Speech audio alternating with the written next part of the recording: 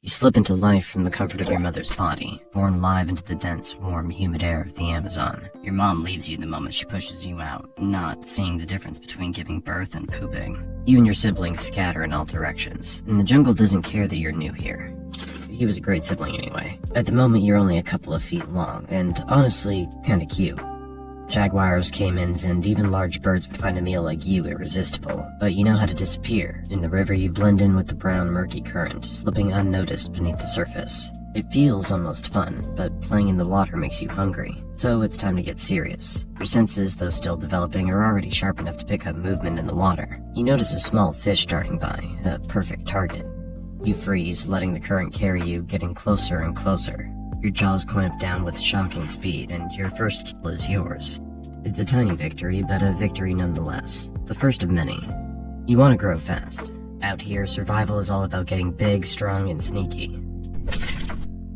Speaking of sneaky, have you noticed your skin yet? Look at that. A beautifully patterned mix of green and brown, nature's perfect camouflage. Whether you're slinking through the murky water or blending into the dense underbrush, no one can see you coming. You're practically invisible. That's your first real advantage in this wild place. It's not much now, but it'll come in handy once you're ready to hunt something a little more challenging. For now, though, you stick to the basics. You spend your days slithering through the rivers and swamps, mostly keeping to the water where you feel safe.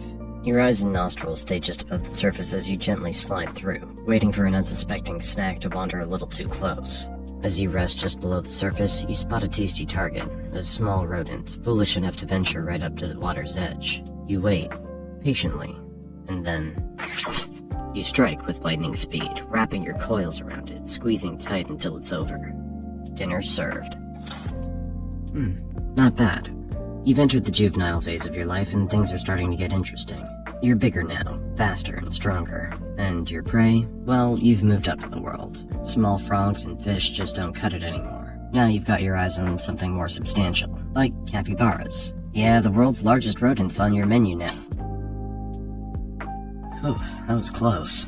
And don't get cocky just yet. You're still not the biggest predator out here. There are jaguars, caimans, and other anacondas that would love to make a meal out of you if they get the chance. You gotta stay sharp and use your camouflage to your advantage.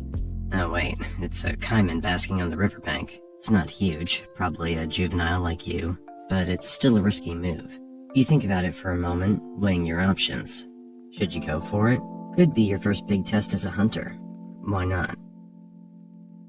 You slink into the water, sliding gently toward the caiman with the grace of a shadow. Your muscles coil, ready to strike, and it wasn't as tough as I thought. That's your first taste of success as a true predator, but let's not get ahead of ourselves. Not every day's a win. There are days when your prey outsmarts you, like that one time you tried to take down a capybara but ended up being dragged halfway across the river before it managed to escape. Yeah, that wasn't your finest moment, but don't worry, no one saw that. The good news is you're still growing, and with every meal you get a little bigger, a little stronger, and a little wiser. By the time you're fully into your juvenile phase, the jungle doesn't feel quite as intimidating anymore. Sure, there are still big predators out there, but you're climbing the food chain, and fast. As the months roll by, you become more and more comfortable in your environment. You've perfected the art of hiding in plain sight, waiting for hours, maybe days, or weeks. Finally. A group of capybaras grazing near the water's edge. You sink slowly beneath the surface, your eyes barely visible as you approach. You wait, your muscles tense. And then, what? Where did this jerk pop up from? Do you think he'd mind if you asked for just a small bite to curb your hunger? Oh, maybe that's not such a good idea. Let's get out of here. You continue to refine your skills, learning more about your environment and your place in it. You've mastered the art of stealth, using your patterned skin to blend seamlessly into the jungle around you. You've developed a keen sense of smell, allowing you to track prey even through the thickest underbrush. And your body? Pure muscle.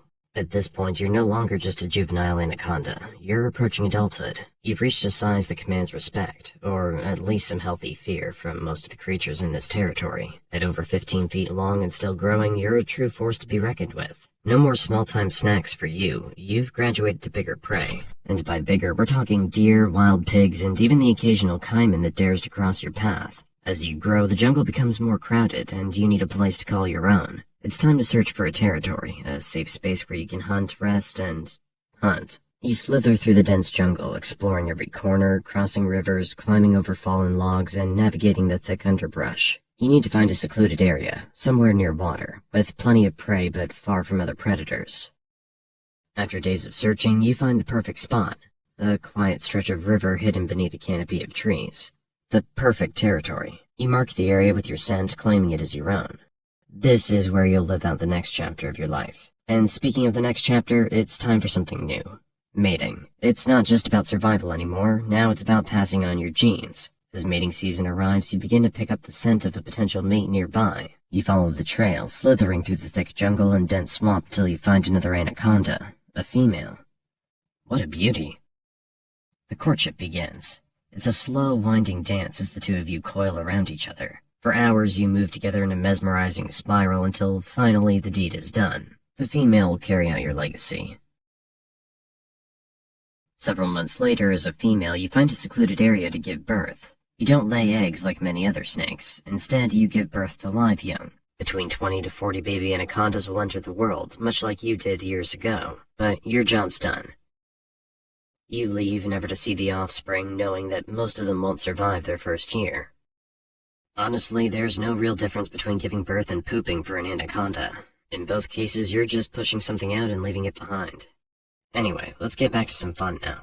As you grow older and bigger, your body starts to feel the wear and tear of years spent hunting and surviving. You're still strong, there's no doubt about that, but you're not as fast as you once were.